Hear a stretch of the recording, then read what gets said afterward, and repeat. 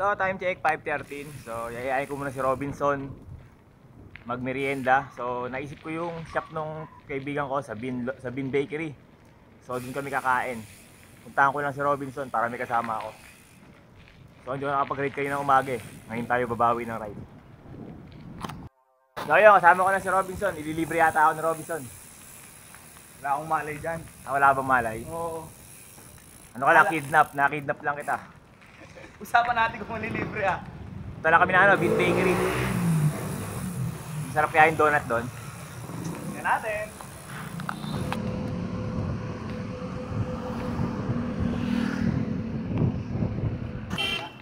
Tatabi tayo.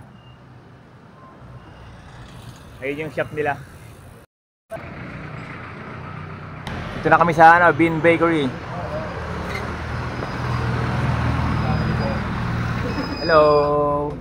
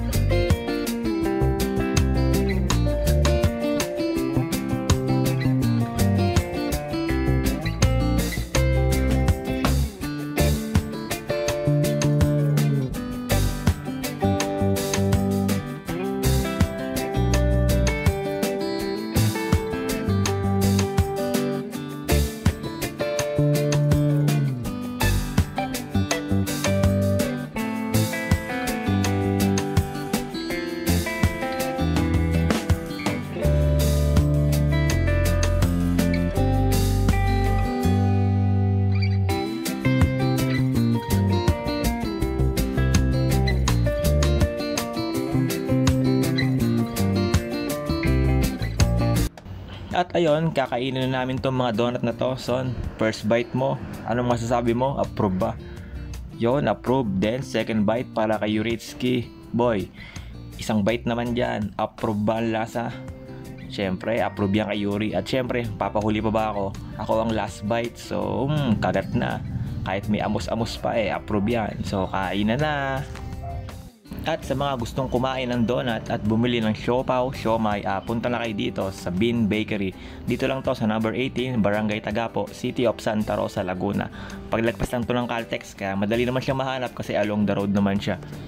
Kaya ano pang inaantay nyo? Punta na sa Bean Bakery and Bean Cafe Laundry. Kaya ano pang inaantay nyo? Punta na!